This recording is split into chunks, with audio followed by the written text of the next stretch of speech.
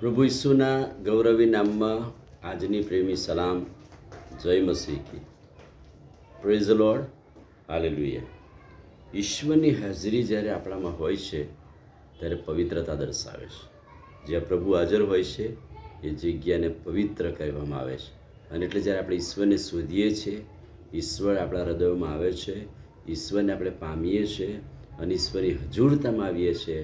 અને જ્યારે ઈશ્વરની હજુરતા હોય છે ત્યારે જગ્યા પવિત્ર હોય છે. અને એટલે પ્રભુનું વચન એમ કહે છે કે ઈશ્વર આપણી મધ્ય હોય છે ત્યારે પવિત્રતા દેખાડવા માટે લોકો શું કહેતા હતા? ગીતશાસ્ત્ર 22:3, હે ઇઝરાયલના સ્તોત્ર પર બિરાજનાર, તું પવિત્ર છે. ગીતશાસ્ત્રના ઘણા બધા ગીતોમાં લખ્યું છે કે તું પવિત્ર છે. પવિત્ર પવિત્ર પવિત્ર યહોવા દેવ, સૈન્યનો દેવ યહોવા પવિત્ર છે. એટલે કે ઈશ્વરની હાજરી આપણે જોઈએ છે, ઈશ્વરની હાજરી આપણામાં હોય છે ત્યારે ત્યાં પવિત્રતા દર્શાવવામાં આવેલી છે. ગીતશાસ્ત્ર 95ના પ્રથમ 4 વચનો શું કહે છે? આવો આપણે ઈશ્વરની આગળ ગાઈએ, પ્રભુની હજુરતામાં આવીએ, પ્રભુની પવિત્ર હાજરીમાં આવીએ. અને જ્યારે પ્રભુની પવિત્ર હાજરીમાં આવીએ છીએ ત્યારે ગીતોથી અને સ્તોત્રથી તેઓની આગળ પવિત્રતાની સુંદરતાએ ઈશ્વરનું ભજન કરવાનું. ઈશ્વરની ઉપસ્થિતિ, ઈશ્વરની હાજરી એ આપણને ઈશ્વરની પવિત્રતા તરફ લઈ જાય છે. એટલે ઈશ્વરની હાજરી એ ઈશ્વરની પવિત્રતા દર્શાવે છે. અને જ્યારે ઈશ્વર ઉપસ્થિત હોય છે ત્યારે આપણને ઈશ્વર પવિત્ર કરે છે. માથેની સુવાર્તા 18મો અધ્યાય અને 20મું વચન પ્રભુ શું કહે છે?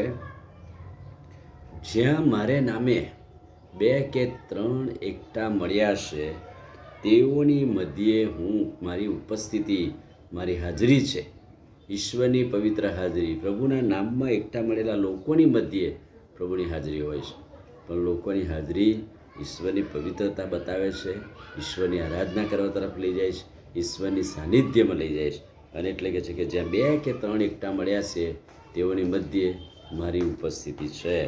હીબ્રુ 10:22, ઈશ્વરની પવિત્ર હાજરી હોય છે માટે આપણે પૂરા અંતઃકરણથી શુદ્ધ થવાની જરૂર છે. ઈશ્વરની હાજરી હોય છે ત્યારે પૂરા અંતઃકરણથી શુદ્ધતા થવી જોઈએ એમ પ્રભુનું વચન કહે છે. પૂરેપૂરા નિશ્ચય અને વિશ્વાસથી દેવની આગળ આવીએ, પૂરેપૂરી ગંભીરતાથી, પૂરેપૂરી પવિત્રતાથી પ્રભુની હજુરમાં. ઈશ્વરની હાજરી એ પવિત્રતા દર્શાવતા આ પ્રભુના ઈશ્વરને શોધીએ, ઈશ્વરની પવિત્ર હાજરીને શોધીએ અને પવિત્ર હાજરીમાં પવિત્ર ઈશ્વરનું પવિત્રતાથી ભજન કરીએ. આમીન. પ્રાર્થના કરીએ. વાલા પ્રભુ, આજે સવારે તમારા પવિત્ર અદ્ભુત વચનને માટે આભાર. વચનના પ્રકાશમાં અમને દોરો, અમને તમારું સામર્થ્ય આપો. પ્રભુ ઈસુના નામમાં માગીએ છીએ. આમીન. God bless.